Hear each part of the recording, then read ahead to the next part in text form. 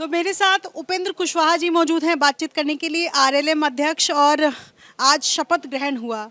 सबसे पहले तो ये कि ये जो मंत्री बने हैं आपके बेटे दीपक प्रकाश जी, इसका क्या पहले से प्लानिंग नहीं था? देखिए, युवाओं को तो आगे आना ही चाहिए ना।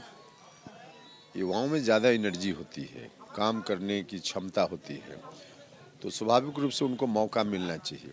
जितना अधिक से अधिक युवा आएंगे उतना ही ज़्यादा किसी भी क्षेत्र में काम होगा, विकास होगा। राजनीति में भी युवाओं को आना चाहिए। इस बात के हम पहले ही से समर्थक रहे हैं, तो इसलिए जब मौका मिला तो युवा को लाने की बात हुई। क्या कहेंगे, 10वीं बार नीतीश कुमार ने शपथ लिया, मैं इस पर पहले तो आपसे एक रिएक्शन चाहूंगी, क्या कहेंगे इस पर? 10वीं बार बिहार की जनता ने आशीर्वाद दिया नीतीश कुमार जी को, तो उन्होंने शपथ ली है। और इस बार इतना बड़ा आशीर्वाद है कि जिम्मेवारी ज़्यादा ही जनता ने डाल दी है।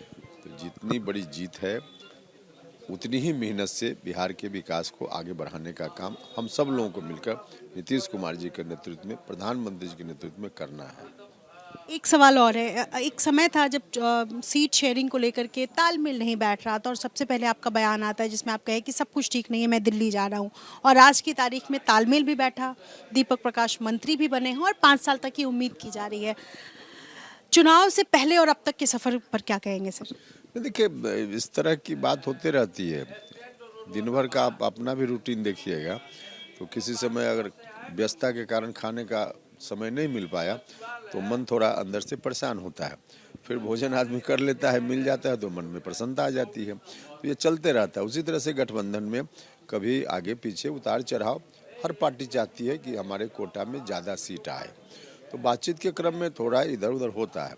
लेकिन अंतिम रूप से जो बात तय होती है, जो तय हुई, वह सर्वसम्मति से तय हुई और सब लोगों ने मिलकर उस पर काम किया। और उसका परिणाम है कि एनडीए की एकजुटता के कारण भी यह जो मैंडेट मिला है, उसमें बड़ा कारण यह भी है कि एनडीए ने पूरी एकजुटता दिखाई। पटना के गांधी मैदान में शपथ ग्रहण हुआ और नीतीश कुमार के अलावा 26 मंत्रियों ने शपथ ली है। उनमें से एक है दीपक प्रकाश, आरएलएम पार्टी से आते हैं और उपेंद्र कुशवाहा के बेटे हैं, लेकिन विधायक नहीं है।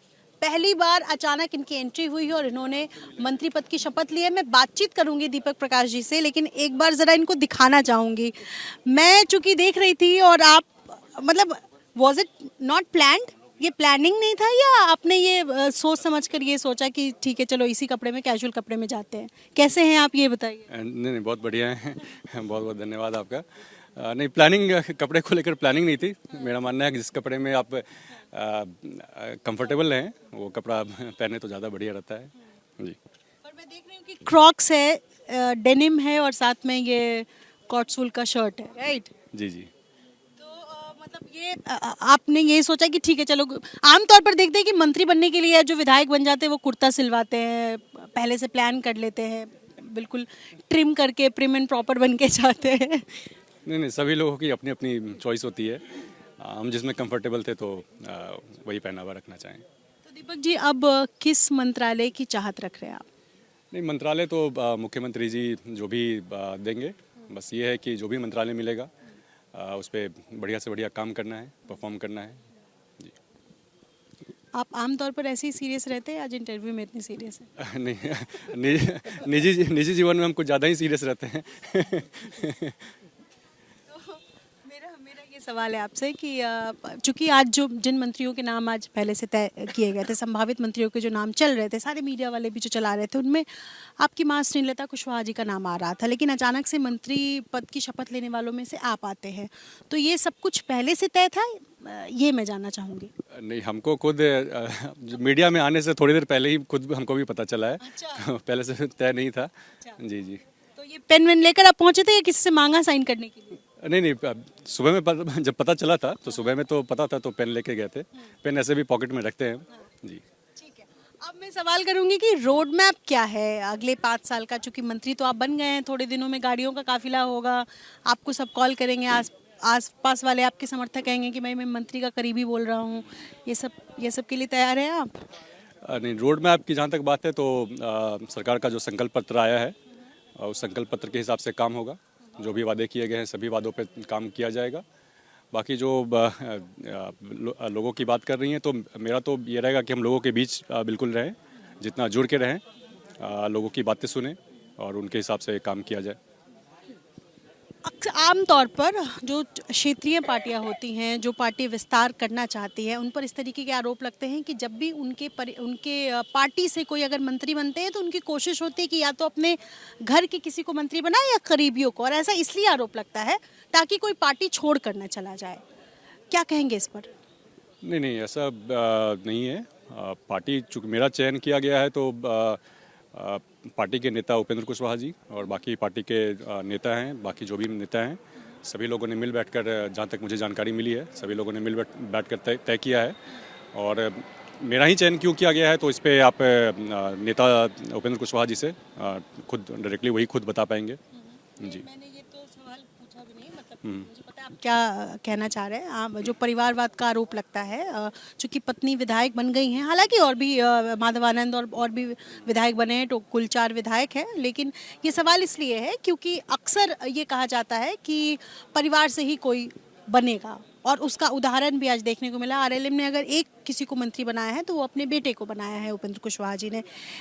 ये आरोप आप पर लगते रहेंगे, इस आरोप के लिए आप कितने तैयार हैं और क्या जवाब देना चाहेंगे इसी पर? परिवारवाद पे तो हम यही बोलेंगे कि मेरी योग्यता को आप परिवार के साथ जोड़कर नहीं देखें।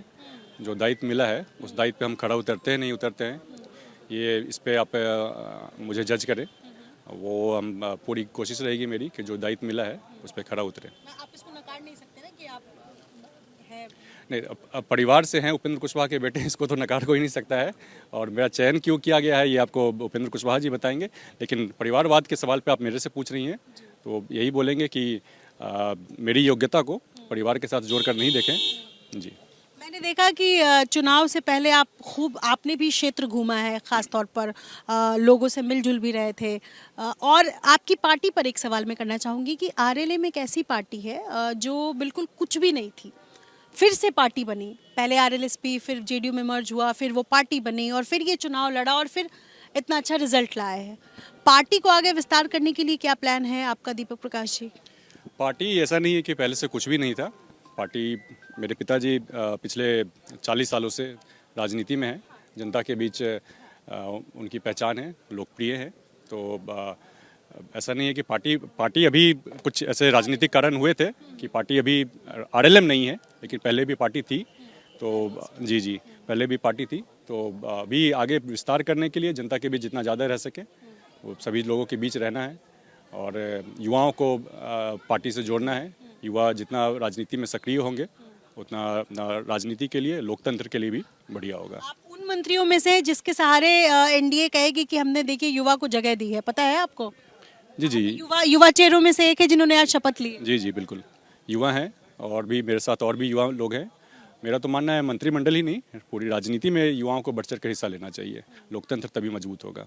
मैं चलते चलते एक और सवाल, क्या मैं अगले 5 साल या हम अगले 5 साल आपको इसी तरह देखेंगे या कुछ तो चेंज आएगा? नहीं, आप पहनावे की बात कर रही हैं तो हम इससे भी ज़्यादा कैजुअल कपड़ों में रहते हैं आज। चलिए, फिर भी ठीक है। अपनी अपनी राय है, अपने अपने विचार है, कोई भी किसी के उस पर कमेंट नहीं कर सकता। ये बस मैंने लाइटर नोट पे पूछा है। बहुत बहुत शुक्रिया हमसे बातचीत करने के लिए, और इन दिनों आप थोड़े बीमार भी थे, उसके बाद आप शपथ ग्रहण के लिए गए, हमसे बातचीत की, इसके लिए भी शुक्रिया। बहुत बहुत धन्यवाद। तो दीपक प्रकाश मंत्री बने हैं और मेरे साथ उनकी पत्नी साक्षी मौजूद है। घर में एक विधायक और एक मंत्री, और एक तो पहले से सांसद है। मुझे लग रहा है आप next is your number what? No, I'm not at all interested into politics. I just want to work for my party. कि वो ज़्यादा से ज़्यादा आगे बढ़े हमारी पार्टी, और ज़्यादा से ज़्यादा हाई लेवल पे हम लोग पहुँचे, इन द सेंस कि हम लोग कार्यकर्ताओं को सबको मिल के एकजुट होकर हम लोग बहुत ही बड़ी पार्टी अपनी बनाएं। मेरा वही है कार्यकर्ता लेवल। सासाराम में भी मैंने वही किया, डोर टू डोर।